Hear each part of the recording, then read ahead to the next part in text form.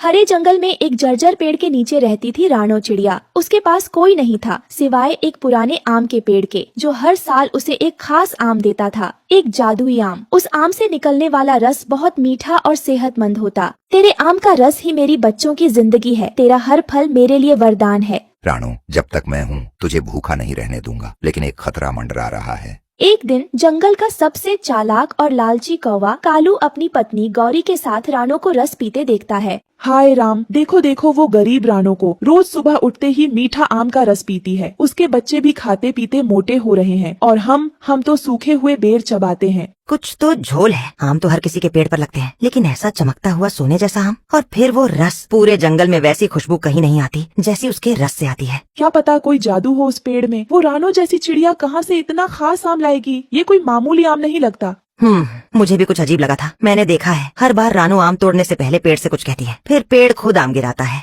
कालू, मतलब वो पेड़ बोलता है? कहीं ये वही जादुई पेड़ तो नहीं जिसकी कहानियाँ बचपन में सुनी थी? अगर वो पेड़ हमारे हाथ लग जाए, सोचो गौरी, हम उस रस को बेचे तो पूरे जंगल का बादशाह बन जाए। जानवर क्या, इंसान भी लाइन में लग जाएंगे। हाँ, रानो जैसी तुच्छ चिड़िया को तो पता भी नहीं चलेगा कब उसका पेड़ हमारा बन जाएगा। पर ऐसे पेड़ को यूं ही नहीं छीना जा सकता, हमें चालाकी से चलना होगा। क्या इंसान को बुलाएं? कोई लकड़हारा जो बिना सवाल पूछे पेड़ काट दे। शाबाश गौरी, आज तूने अपने दिमाग का सही इस्तेमाल किया है। रानो अब गई काम से और हम बनेंगे जंगल के राजा और रानी। कालू और गौरी इंसान के झोंपड़े के बाहर उतरते हैं। इंसान अंगीठी के पास बैठा कुछ पका रहा था। ओ इंसान भाई, एक छोटा सा काम है पर इनाम बड़ा मिलेगा। अबे कौवे, तू फिर आ गया। पिछली बार भी झूठ बोलकर मुझे मधुमक्खियों के छत्ते तक भेज दिया था। इस बार 100% सच्चा काम है। एक पेड़ है जंगल के बीचों बीच, जादुई पेड़। फल ऐसे कि एक बार छक लिया तो बीमारियां भाग जाएं। जादुई पेड़ और फल भी? कहाँ है वो? वहीं पुरानी नदी के पास, जहाँ वो रानो चिड़िया रहती है। उसका दावा है कि पेड़ उसका है, लेकिन पेड़ किसी का नहीं होता ना इंसान भाई। वो पेड़ बस किसी कुल्हाड़ी का इंतजार कर रहा है। तुम पेड़ काटो, फल तुम्हारे, लकड़ी हमारी।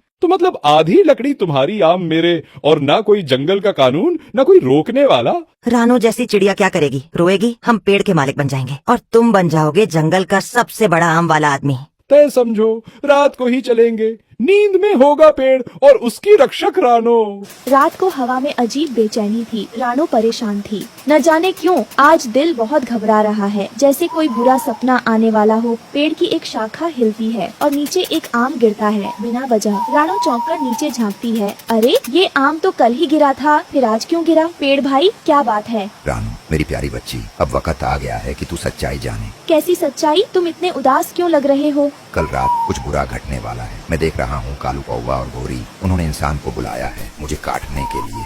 क्या? नहीं, तुम मेरा घर हो, मेरा सहारा। अगर तुम नहीं रहे तो मैं और मेरे बच्चे कहाँ जाएंगे? मैं एक साधारण पेड़ नहीं, एक आत्मा हूँ जो सालों से जंगल की रक्षा कर रही है। पर हर जादू की उम्र होती है। तो क्या कुछ नहीं किया जा सकता? क्या मैं किसी को बुलाऊं? पंचायत, मिट्ठू, बगुला, कोई तो होगा जो तुम्हें बचा सके। जो होना है वो होगा, पर मैं तेरे लिए एक आखिरी तोहफा छोड़ जाऊंगा। कल सुबह मेरा सबसे अंतिम आम गिरेगा। उसमें होगा ऐसा रस जो तुझे कई दिनों तक भूखा नहीं रहने देगा। पर मैं तुम्हारे बिना नहीं जी सकती। तुम्हारी छांव, तुम्हारी खुशबू। मैं तुझसे जुड़ गया हूँ रानो। तुझे देखकर ही हर साल फूलता फलता रहा, लेकिन अब अगर मैं नन रहूँ तो तुझे मेरा जीवन आगे बढ़ाना होगा। अचानक दूर से सूखी पत्तियों की आवाज आती है। इंसान आता दिखता है, कंधे पर कुल्हाड़ी। पीछे कालू और गोरी धीरे धीरे उड़ते आ रहे थे। यही है वो पेड़, बड़ा तो है और आम भी लटक रहे हैं, रसदार लग रहे हैं। हाँ इंसान भाई, बिल्कुल यही है। जल्दी करो, सुबह होने से पहले पेड़ गिरना चाहिए। रानो सो रही है, आवाज मत करना। इंसान पेड़ के पास आता है, हाथ में कुल्हाड़ी कसता है। पहला वार करता है, ठक, जोर की आवाज होती है। घोंसले में रानो हड़बड़ाकर उठती है। ये क्या था? कौन है वहाँ? रानो उड़ती है और पेड़ के नीचे आ जाती है। रुको, ये मेरा घर है, मत काटो इसे। ये पेड़ जादुई है, ये जिंदा है। इंसान भाई, दया करो। मुझे दया नहीं, लकड़ी चाहिए। पेड़ काटूंगा और आम ले जाऊंगा। रानो अब समय आ गया है, मैं अब नहीं रुक सकता। नहीं, तुम मेरे बच्चों के रक्षक हो, मत जाओ, मत जाओ। अरे हट जा रानो, तू कुछ नहीं कर सकती। अब ये पेड़ हमारा होगा। तेरे आंसू अब इस पेड़ को बचा नहीं सकते। इंसान तीसरा वार करता है, पेड़ के तने में गहरी चोट लगती है, एक डाली गिरती है, रानो बाल बाल बचती है। रानो, मेरी जड़ों में एक नया बीज गिरा है, उसे पालना वही मेरी विरासत है। और फिर एक भारी आवाज के साथ पेड़ गिर जाता है, धूल उड़ती है, पेड़ के गिरते ही एक चमकती रोशनी निकलती है जो इंसान कालू और गौरी की आंखों में चुभती है। अरे मेरी आंखें, मुझे कुछ नहीं दिख रहा। अरे क्या हो रहा है? मैं अंधा हो गया? हमसे गलती हो गई, ये कोई साधारण पेड़ नहीं था। तीनों भागने की कोशिश करते हैं लेकिन दिशाहीन हो जाते हैं। कुछ दिन बाद पेड़ की जगह एक छोटी नन्ही कोम्पल उगती है। रानो उसी के नीचे बैठी होती है। ये पेड़ अब नहीं रहा, लेकिन इसकी याद, इसकी ममता जिंदा है। जंगल में लालच आया लेकिन ममता हारने नहीं दी। जादू खत्म हुआ पर भावना बची रही। इस कहानी से ये सीख मिलती है कि प्रकृति का हर पेड़ एक जीवन है। उसे काटना किसी की सांसें छीनना है। जो पेड़ देता है वो भगवान की तरह पूज्य है। कश्मीर के जंगल में कालू कौवा और टुन्नू चिड़ा नाम के दो भाई रहते थे। टुन्नू चिड़ा की आर्थिक स्थिति अपने बड़े भाई के मुकाबले बहुत कमजोर थी। टुन्नू की पत्नी रानो बहुत ही सीधी साधी और मेहनती चिड़िया थी। वो अपने पति टुन्नू का हर हाल में साथ देती थी। एक दिन कालू कौवा अपने छोटे भाई टुन्नू चिड़ा से मिलने आता है। कैसे हो मेरे छोटे भाई टुन्नू? मैं ठीक हूँ भाई, आप कैसे हैं? मैं भी ठीक हूँ, लेकिन मुझे तेरे हालात कुछ ठीक नहीं लग रहे। देख, अब हम दोनों ने एक साथ सब्जी बेचने का काम शुरू किया था, लेकिन देख आज मैं कहाँ से कहाँ पहुँच गया और तू अभी भी वहीं का वहीं है। ये सच है भैया कि मेरी आर्थिक स्थिति कमजोर है। कभी कभी तो मुझे और मेरे परिवार को पेट भर खाना भी नसीब नहीं होता, लेकिन फिर भी मेरा परिवार और मैं खुश हैं। हमें ऊपर वाले से कोई शिकायत नहीं। जितना वो हमें दे रहा है हम उसी में अपनी जिंदगी गुजार रहे हैं। मैं तुम्हारा बड़ा भाई हूँ और मुझसे तुम्हारी ये हालत देखी नहीं जाती। तू जानता है, जब मैं अपने बच्चों को बड़े प्राइवेट स्कूल में ले जाता हूँ तो मेरे दिल को बड़ा सुकून मिलता है, लेकिन जब मैं तेरी बेटी को तेरे साथ काम करते हुए देखता हूँ ना, तो मेरे दिल को बड़ी ठेस पहुँचती है। देख, मैं तेरे लिए पिता समान हूँ, इसलिए ये सब कह रहा हूँ। मैं तेरा भला चाहता हूँ। सही कहा भैया आपने, और आपने मेरे बारे में इतना सोचा, मेरे लिए वही काफी है।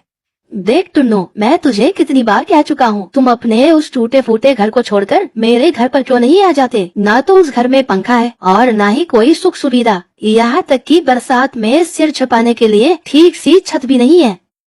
कोई बात नहीं भैया, जैसा चल रहा है चलने दो। हम उस घर में बहुत खुश हैं और हम आपके ऊपर बोझ नहीं बनना चाहते, इसलिए आप ज्यादा परेशान मत हो।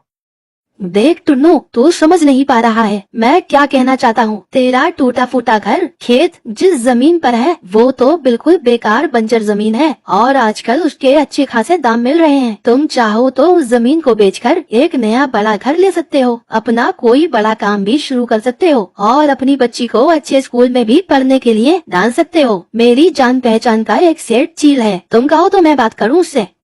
उसी के बगल में खड़ा गांव का मुखिया हरिया तोता टुन्नू से कहता है, बिल्कुल सही कह रहा है तुम्हारा बड़ा भाई। अरे आजकल के जमाने में कौन इतना सोचता है अपने भाई के लिए। मेरी मानो टुन्नू, अपने भाई की बात मान लो तुम।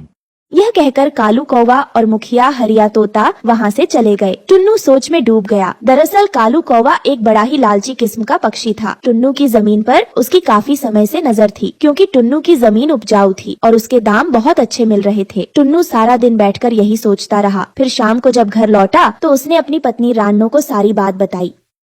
सोच रानो, इस घोंसले और जमीन को बेचकर हमें नया बड़ा घर मिल जाएगा और अपनी गुड़िया भी बड़ी हो रही है, तो कुछ सालों बाद में हमें उसकी शादी के लिए भी पैसे चाहिए होंगे ना। इसलिए मैं सोच रहा हूँ हम ये जमीन बेच देते हैं। लेकिन हम नया घर बनने तक रहेंगे कहाँ? भैया के घर, और कहाँ, उन्होंने खुद कहा है। अगले दिन टुन्नू अपने परिवार को लेकर अपने भाई कालू के घर आ गया।